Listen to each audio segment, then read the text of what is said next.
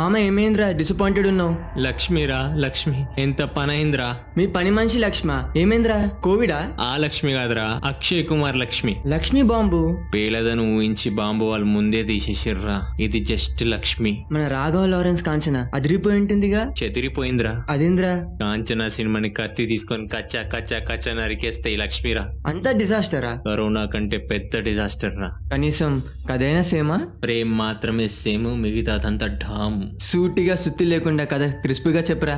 ఆసిఫ్ రష్మి అనే జంట మతాంతర వివాహం చేసుకున్నందుకు రష్మి వాళ్ళ ఇంట్లో వాళ్ళతో సంబంధాలన్నీ తెంచుకొని ఆసిఫ్తో కలిసి హర్యానాలో హ్యాపీగా ఉంటుంది. ఆసిఫ్ ఏమో జాగో అవామ్ అనే సంస్థల పని చేసుకుంటూ జనాలల్లో మూఢనమ్మకాలను క్యాష్ చేసుకునే దొంగ బాబాల పని వాడుతుంటాడు. రష్మి అమ్మ వాళ్ళు దామన్లో ఒక కబ్జా చేసుకోవాలనిపించే ఖాళీ ల్యాండ్ దగ్గరలో ఉన్న ఇంట్లో ఉంటారు. ఆ ల్యాండ్ పక్కనున్న ఇంట్లో ఉండే అమ్మాయి ఎర్ర చున్ని ఎగిరి ఆ జాగలో పడుతుంది. అక్కడ ఏదో విచిత్ర శబ్దాలు, విఎఫ్ఎక్స్ లతోని ఏదో భయం పుట్టించే జీవి తిరుగుతుందే అనిపిస్తుంది. రష్మికి సడన్ గా వాళ్ళ అమ్మ నుంచి ఫోన్ వస్తుంది. మా 25th యానివర్సరీకి అల్లుడిని తీసుకొని రమ్మంటది. నాన్నకి నేను సర్ది చెప్పుకుంటానులే అమ్మా అని కూడా అంటది. సో కలిసి ఉందాంరా అంటదన్నమాట. అంటారు గాని ఆసిఫ్ రష్మితో కలిసి ఆ ఇంట్లో పోయినాక వెటకారంతో వాళ్ళ మామయ్య వెక్కిలి చేష్టలతో అత్తయ్య ప్రవర్తిస్తుంటే మతిస్థిమితం సరిగా ఉందా లేదా అనేలాగా వాళ్ళ బావమర్ది ఇంకా ఆయన భార్య ఉంటారు. Crazy family. ఇప్పుడు స్టార్ట్ అవుతుంది అసలైన క్రేజీనెస్. ఆసిఫ్ అక్కడ క్రికెట్ ఆడే పిల్లల దగ్గరికి వెళ్ళి మనం క్రికెట్ ఆ ఖాళీ ల్యాండ్లో ఆడదామంటే పిల్లలు వద్దు, అక్కడ భూతాలు ఉంటాయి అంటారు. ఇక ఆసిఫ్ ఏమో ఈ భూతాలు ప్రేతాలు ఏముండవు, అవి ఒకవేళ కనిపిస్తే నేను ఆ రోజు నుంచి గాజులు తొడుక్కుంటా అంటాడు. ఇంకా ఆ పిల్లలతో నా ఖాళీ ల్యాండ్లోకి పోయి వికెట్లు పెడుతుంటే ఒక భయంకరమైన గాలి దుమారం. ఇంకా మనోడు ఆ వికెట్లు పట్టుకొని మళ్ళీ ఇంటికి పోతాడు. యాజ్ యూజువల్గా ఆ ఇంట్లో ఏదో క్రేజీ సీన్ జరుగుతుంటుంది. మనోడాడికి వంగని ఏదో విచిత్రమైన వాసన వస్తుంటుంది. ఏంద్రా అని చూస్తే వికెట్లకేమో అంటుకొని ఉంటుంది. మనోడు పోయి బయట ఉన్న లెమన్ గ్రాస్ చెట్టులో ఆ వికెట్లని అడుగుతాడు.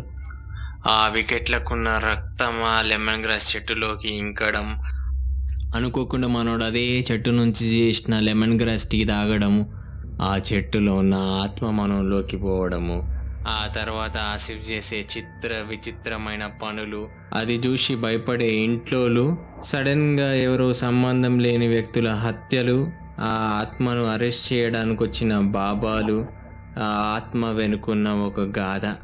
ఇదిరా స్టోరీ. మూలం ఒకటే గానీ తాళం మారిందనమాట. ఎగ్జాక్ట్లీ. కనీసం ఆ మెసేజ్ అయినా కన్వే అయిందా? మెసేజ్ కన్వే కావడం పక్కన పెడితే ఆ కమ్యూనిటీ వాళ్ళని ఎగతాళి చేసినట్టుంది సినిమా. కనీసం పర్ఫార్మెన్సెస్ అన్నా? పర్ఫార్మెన్సెస్ అంటే ఇక ఆసిఫ్ పాత్రలో అక్షయ్ కుమార్ అక్కడక్కడ ఏదో బాగా చేసిండు అనిపిస్తుంది, కానీ కొన్ని సీన్స్ లో మరీ పళ్ళు కొరుక్కుంటూ ఓవర్ అనిపించింది. రష్మి పాత్రలో కియారా అద్వానీ చూడడానికి ముద్దుగా ఉన్న, పాటలకు తప్ప కథకు పనికొచ్చే పాత్ర లేకపోయేసరికి పర్వాలేదురా అనిపిస్తుంది.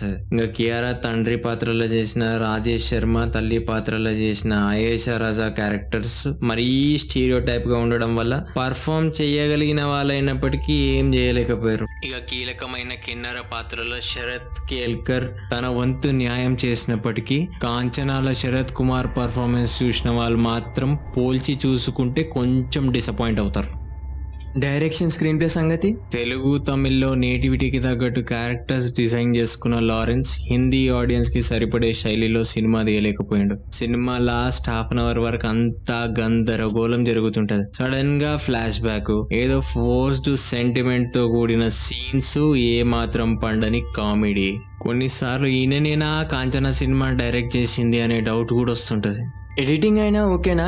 ఇందులో editor Rajesh G Pandey. Scene to scene transition మాత్రం ఇందులో ఏమాత్రం బాగలేదు. మాక్సిమం జంప్ కట్స్ కనబడుతుంటాయి. ఇక ఒక సీన్ లో మాత్రం ఒక పాత్ర కెమెరా వైపు పరిగెడుతుంటది, నెక్స్ట్ షాట్ లో చూడగానే ఆపోజిట్ సైడ్ లో కనబడుతుంది. ఎడిటర్ కనీస జాగ్రత్త తీసుకోలేదా అని కొన్ని సీన్స్ లో అనిపిస్తుంది. ఒక్కొక్కసారి ఏమో మరీ సీన్స్ లేక ఎడిటర్ ఆ తప్పు చేసిండా, లేక ఎడిటర్ కూడా ఏం చేయాలో అర్థం కాలేక ఇట్లా చేసిండా అన్నది నాకు కూడా అర్థం కాలేదు. బ్యాక్గ్రౌండ్ స్కోర్ అయినా బాగుందా? ఇందులో అమ్మర్ మోహిలే బ్యాక్గ్రౌండ్ స్కోర్ ఇచ్చిండు. సినిమాలో కథనం ముందుకు తీసుకుపోవడానికి బ్యాక్గ్రౌండ్ స్కోర్ 0% కూడా హెల్ప్ చేయలేదు. తెలుగులో బ్యాక్గ్రౌండ్ స్కోర్ అయినప్పుడు గూస్ బంప్స్ వస్తుంది. ఇందులో ఎప్పుడు ఏమొస్తుందా అని వెయిట్ చేయాల్సి వస్తుంటది, కానీ ఏం రాదు. ఇంకా బుర్జ్ ఖలీఫా, బంబోలే సాంగ్స్ మాత్రం ట్రెండ్ పరంగా హిట్ అయినాయి అంతేగాని అంత గొప్ప సాంగ్స్ అయితే కాదు. ప్రొడక్షన్ వాల్యూస్ అయినా ఓకేనా?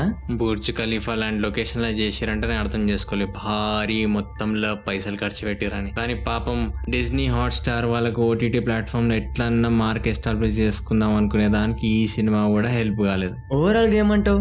ఆర్జీబీ చెప్పినట్టు మెసేజ్లు ఏమైనా పెట్టాలంటే ఫోన్కి పెట్టాలి, కానీ సొసైటీకి ఏమన్నా చెప్పాలనుకుంటే అది కథలో అంతర్లీనంగా మాత్రమే ఉండాలి. ఇట్లా ఇష్టం వచ్చినట్టు స్పీచ్లు ఇచ్చుకుంటా ప్రీచింగ్ చేసుకుంటా పోతుంటే ప్రొడ్యూసర్ దగ్గర ఉన్న లక్ష్మి మొత్తం పోతుంది. ఇంకా సినిమాలో సినిమాటిక్ లిబర్టీ ఓకే, కానీ మరీ లాజిక్ ని లాగిదంతే మాత్రం జనం కూడా మనల్ని